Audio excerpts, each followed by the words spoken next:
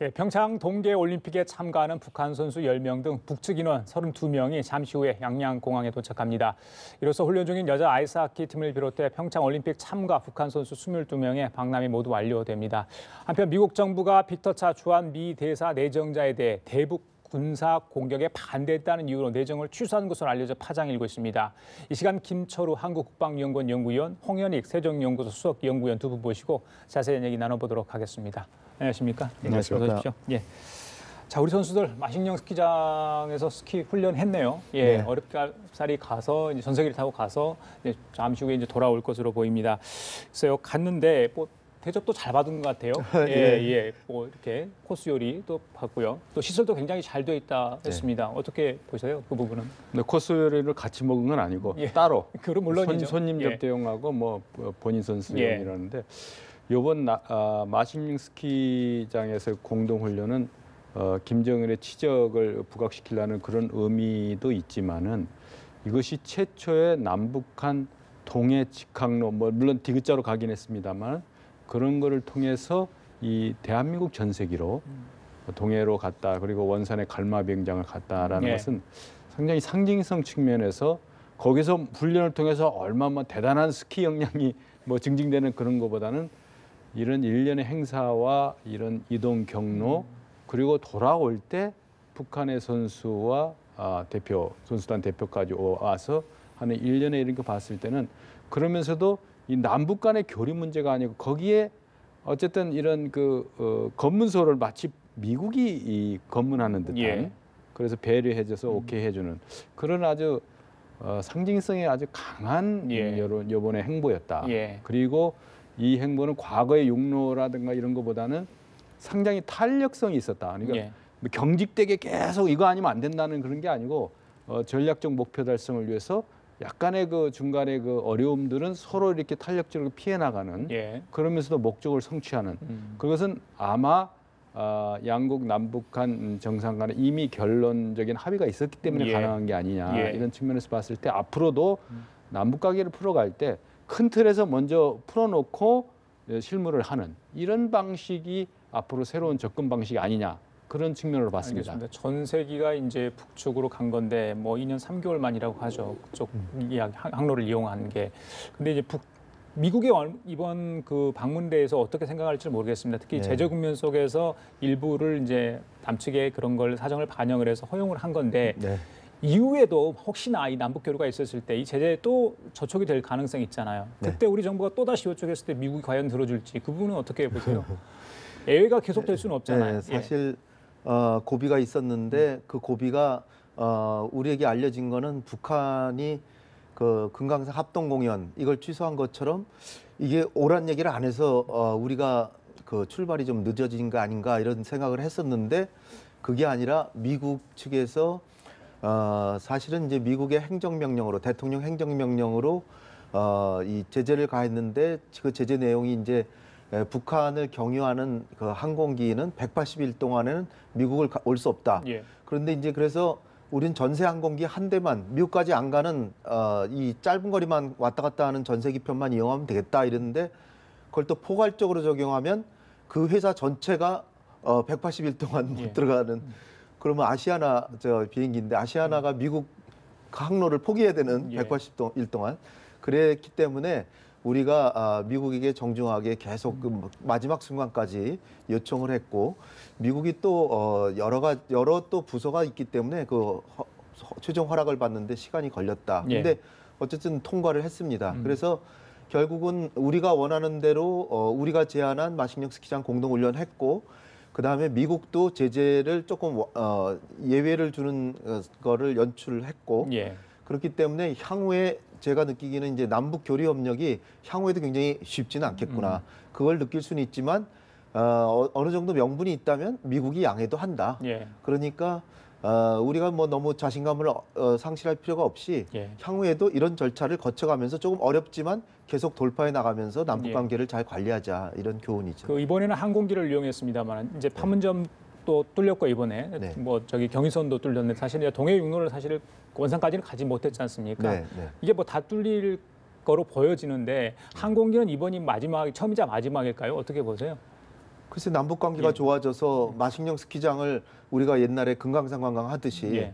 우리 국민들이 마식령 스키장 가서 스키를 탈 수 있게 그렇게 된다면 뭐 다시 이 항로가 완전히 열리겠죠. 근데 그거는 이제 갈 길이 멀죠. 개성공단의 금강산 관광의 오이사 조치에 예. 또 그러려면은 그것도 전에 북핵 문제에 약간의 진전이 있어야 이게 거기까지 개성공단이나 금강산 관광까지 가니까 예.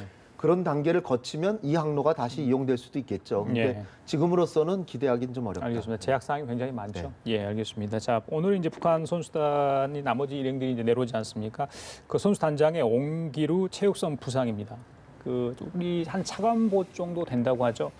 그러니까 모든 그 북한 선수단의 단장인 차관보급인데 사실은 뭐 그 이상이 올 거다 이런 이야기도 있었거든요. 그 부분은 어떻게 보세요? 그 체육 선수 이렇게 이 북한 선수가 참여해서 북한의 국격을 뭐 대선정하기 위한 그런 성적을 내기는 상당히 어렵습니다. 현실적으로.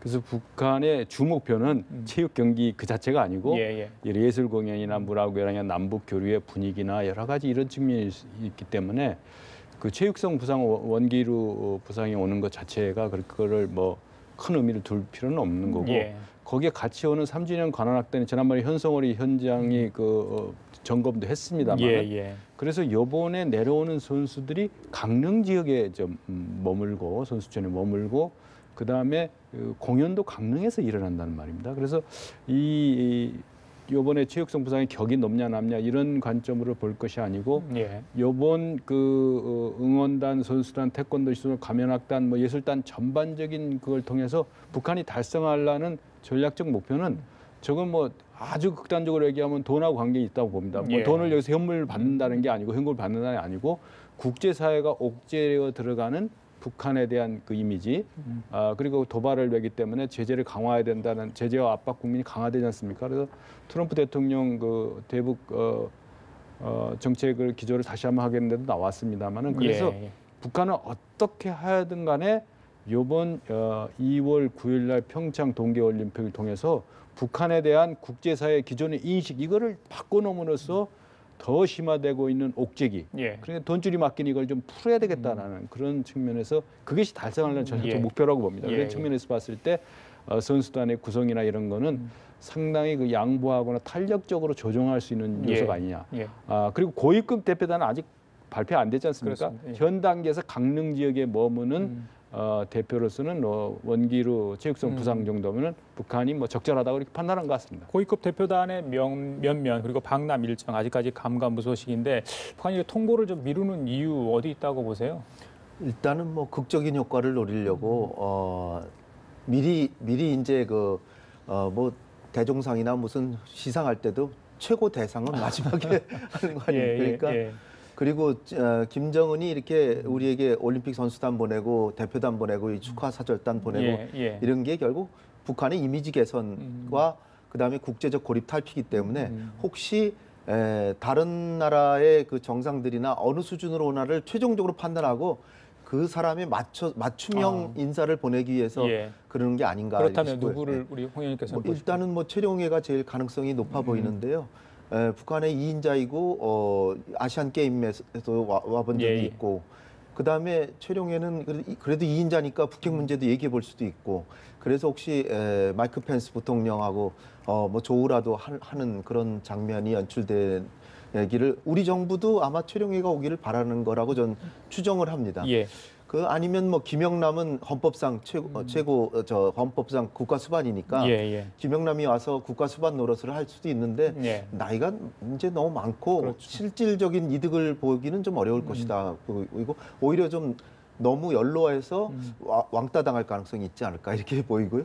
그다음에 최희는 옛날에 그 모란봉 악당 베이징의 인솔자였는데 2000년에 한국에 또 예술당 데리고 온 적도 있습니다.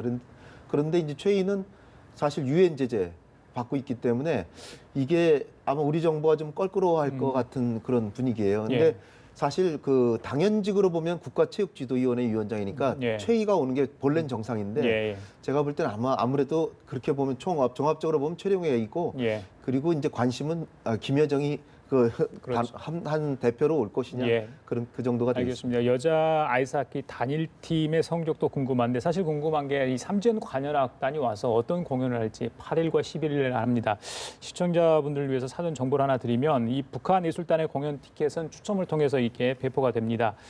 이 1,060명을 초청하게 되는데요. 그 외에 티켓에 대해서는 사회적 약자, 또 실향민, 이산가족 등 1,100명도 초청이 된다고 합니다. 내일 낮 12시부터 3일 날 12시까지 24시간 동안 추첨이 된다고 합니다. 시청자분들께 좀 참고를 하시면 될 것 같고요. 저기 김 의원님, 아무래도 이제 열병식 이야기 하지 않을 수 없습니다. 8일이면 얼마 남지 않았는데 오늘이 이제 38로스 보니까 유성 사진 보니까 예전에 비해서 조금 규모가 축소되는 거 아니냐, 그런 증거물들이 좀 있다, 이런 이야기 나오던데 그 부분은 어떻게 봐야 됩니까? 그렇습니다. 건군절 전환을 다시 4월 25일에서 2월 8일로 70주년이기 때문에 행사를 예. 하긴 하는데, 이 건군절의 의미가 국제사회가 지금 최근에 북한의 행보를 보고 뭐라고 논평을 했냐면 그 납치라는 용어를 했어요. 이 국제적 관심을 그냥 납치하듯이 이렇게 하이제킹하는 그런 건데, 사실상에 지금 평양에서 평창을 바라보는, 평창 올림픽을 바라보는 평양의 시각이 어떤 거지, 국제사회 또 미디어에 관심이 있지 않습니까? 그러면 일부 기자는 평창으로 몰리겠지만은 사실 정치적이라든가 외교를 주로 다뤘던 기자들은 평양의 분위기를 스케치할 겁니다. 평양의 예. 반응을. 예. 그런 측면에서 지금 대대적인 인원 동원이라기보다는 미국한테 임팩트를 가장하게 줄 수 있는 건 뭐냐? 미사일입니다. 미사일. 그렇다고 현 시점에서 핵 실험을 다시 할 수는 없고, 어떤 종류의 미사일이 선보이느냐가 가장 중요한 포인트이기 때문에 거기에 맞춰서 준비를 하지 않을까 이렇게 생각이 되고, 그렇게 함으로써 국제사회와 미국의 핵 보유국의 행세를 하면서 이것이 이제 남북 대화 임무로 그걸 모멘텀을 해서 북미 대화로 나아가는 징검다리 역할을 하려고 할 텐데, 어쨌든 그럼에도 불구하고 이러한 어떤 북한식 셈법 자체가 결국 자국의 체제 보존이라든가 여러 가지 핵 보유국 행세를 하는 도움이 되는 게 아니고 오히려 그것이 부메랑이 돼서 대국제 압박이나 국제적 고립을 더 심화시키는 자충수가 될 수가 있다. 이 자충수란 측면에서 북한도 아마 마지막 순간까지, 그러니까 과거와 달리 한번 정해지면 끝까지 가는 게 아니고 상당히 탄력적으로 이 모든 것을 운영하고 있지 않느냐 이렇게 생각이 듭니다. 근데 70주년이라는 상징성 때문에 안 하거나 규모를 대폭 축소하거나 그러지는 않을 가능성이 높다 이렇게 봅니다. 홍임 열병식 관련해서요, 미국 국무부 관리가 이 북한의 열병식 연기를 사실상 촉구하는 그런 발언을 좀 했습니다. 이게 그러니까 연기를 하면 북측과 대화를 하다. 그렇지만 연기를 안 해주면 우리 너희들하고 대화를 할 수 없다. 이렇게까지 해석할 수 있을까요? 어떻게 보세요? 글쎄, 김정은의 속내가 진짜 이제 자칫하다간 트럼프한테 한 방 맞겠다, 군사적으로 맞겠다. 또 국정연설에서 지금 좀 진중하지만 엄격한 메시지를 좀 줬기 때문에 김정은으로서는 이렇게 우리가 건군절 행사를 위해서 대대적인 열병식을 준비하다가 조금 규모를 축소함으로써 이 뭔가 미국과의 대화의 분위기를 만들려는 제스처를 할 수도 있는 거죠. 그러니까 이게 오히려 악재가 아니라 호재로 변할 수도 있는 거기 때문에 김정은이 그러니까 일단 규모는 줄이고 미국에게 신년사에도 미국에 도달할 수 있는 대륙간 탄도탄을 갖고 있다라고 했으니까 그 화성 15형 같은 거는 보여주되 인원수는 상당히 줄인다든지 그러면서 양쪽의 메시지를 같이 주는, 미국을 공격할 수는 있지만 그렇지만 우리도 한국의 올림픽을 일부러 방해하고 싶은 생각은 없다. 그런 메시지를 보낼 수도 있기 때문에 우리 정부로서는 북한에게 이런 설득을 하는 게 중요하다. 공개적으로 할 필요는 없고 물밑으로라도 만약에 김정은이 조금 규모를 축소시키고 이런다면 북미 대화도 될 수 있고 남북 간의 교류 협력도 지금처럼 잘 갈 수도 있다는 메시지를 줌으로써 설득하는, 압력을 가기보다. 근데 미국은 지금 초강대국이니까 그러니까 체면 때문에 이거 연기해라 이렇게 하는데, 그거는 그렇다고 미국도 대화를 아예 바라지 않는 건 아닌 것 같아요. 그러니까 체면을 유지하고 싶기 때문에 저러는 것이라고 북한을 설득해 보는 것이 좋을 것 같습니다. 알겠습니다. 어제 이제 트럼프 대통령이 신년 국정연설을 하지 네. 않았습니까? 네. 오늘 언론에서 여러 가지 이제 분석을 해놨는데 글쎄요 언급 안 왔던 부분이니까 평창 올림픽에 대한 부분이랄지 대북 제재 관련해서 중국의 역할이랄지 이런 부분들이 좀 언급이 안 됐다 이런 게 나온 것 같고요. 우리 정부에서는 트럼프 대통령이 북핵 해결에 대한 강한 의지를 드러낸 거다 이 정도로 좀 해석을 한 것 같습니다. 전반적으로 어떻게 들으셨고 좀 아쉬운 부분이 있다면 어떤 게 있을까요? 저는 화염과 분노라든지 완전한 파괴 이런 얘기를 오히려 안 하니까 예. 더 엄중한 메시지가 된 거 아닌가 저는 거꾸로 그렇게 생각하고요. 예. 자세히 들여다보면 미국이 그야말로 결정적인 한 방을 그 군사적 행동을 할 수도 있겠구나 하는 게 이제 선뜻 스치고 가는 게 인권 문제에 대해서 크게 맞습니다. 탈북자 그 불구된 탈북자분하고 그다음에 원비어 부모를 데려다 놓고 미국의 초강대국으로서 북한은 아주 사악한 집단이다.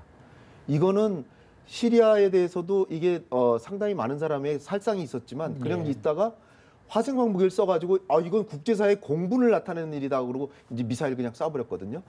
그러니까 북한에 대해서도 도덕적으로 재단하고 이제 나서기 때문에 김정은은 이거를 메시지를 흘려들으면 안 될 것이다. 제가 볼 땐 상당히 엄중한 메시지라고 보여지고요. 인권 부분의 많은 부분을 할애한 거에는 굉장히 엄중한 메시지를 던진 거다. 그렇죠. 예. 왜냐하면 9.11 테러 이후에 부시가 이라크를 공격하고 다 예. 그런 식으로 해서 이게 군사 공격이 되는 거기 때문에 예. 북한으로서는 정말 조심해야 될 것이라고 보고요. 예. 아쉬운 건 이제 한국 입장에서는 동맹국인데 과거처럼 좀 경제 문제에서 너무 미국의 이익만 따지니까 그런 게 좀 아쉽죠. 그래요. 김 의원님은요? 예. 그렇습니다. 그 외교안보라든가 국가를 통치하는 국가 경영 전략, 그 국가 목표 전략에 늘상 하는 게 폴밀이라고 정치 군사적인 것을 주로 생각하거든요. 근데 이 최근에 한반도 상황에는 그 국제 평화의 제전인 그 스포츠, 그러니까 정치적인 면, 군사적인 면, 스포츠적인 면이 있는데 여기서 스포츠적인 면에 굉장히 강하게 들어온 건 뭐냐면 이것이 바로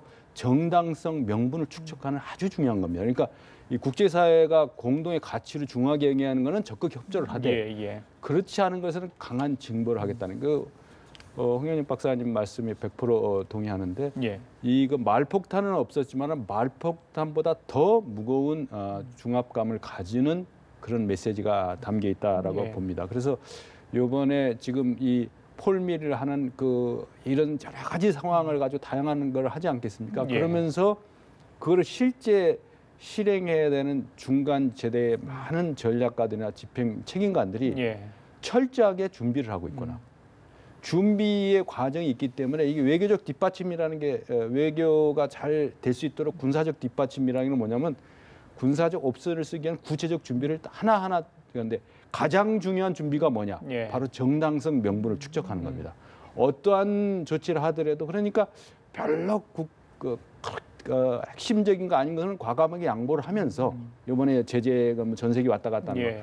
그러나 결정적인 조치를 위한 정당성 명분을 축적한다는 것은 미국의 앞으로 다가올 평창 이후의 사태에서 우리 한국도 대한민국도 이런 걸 전반적으로 파악하면서 전략적 균형감을 갖고 지략을 발해야 된다 이렇게 봅니다. 알겠습니다. 자, 미국과 한국의 지금 동맹 얼마나 굳건히 유지되고 있는가.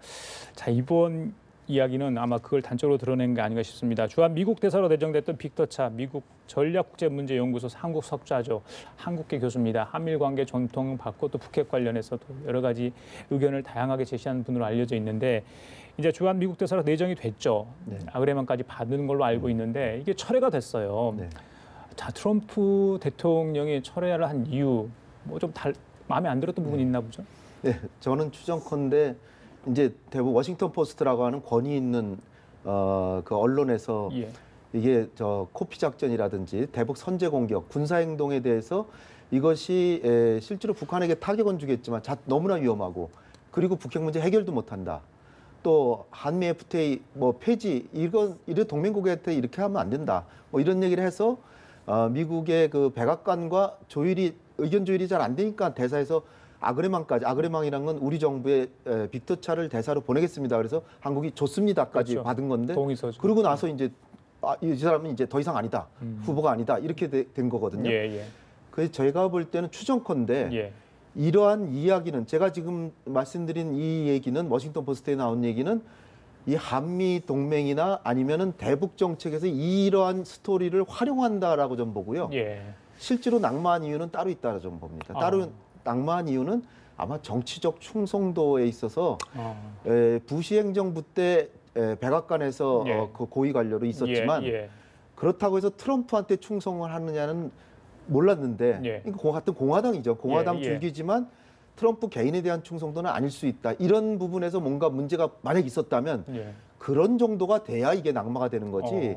이게 뭐 빅터차의 그 지론이라고 하는 거는 학자나 미국 사회에 다 알려져 있는 거거든요. 있는 부분이죠. 근데 새삼스럽게 이게 그런 지론 때문에 예. 이게 안 됐다면 말이 안 된다고 좀 보고요. 그래요. 오히려 이제 정치적인 이유가 뭔가 있을 것이에요. 제가 추정하는 이런 이유 아니더라도 뭔가 예. 다른 결격 사유, 그러니까 트럼프 대통령이 보기에 결격 사유가 있어서 트럼프 대통령이 이 사람은 안 되겠다 이렇게 하지 않았을까? 그래요. 외교부에서는요, 우리 측과 협의 이전에, 그러니까 한국 측과 협의 이전에 언론 보도 나온 것에 대해서 미국이 양해를 구했다. 그리고 올림픽 전에 대사를 부임시키려 했으면 불발이 돼서 양해를 다시 구한다. 이렇게 이제 외교부는 이야기를 하고 있습니다.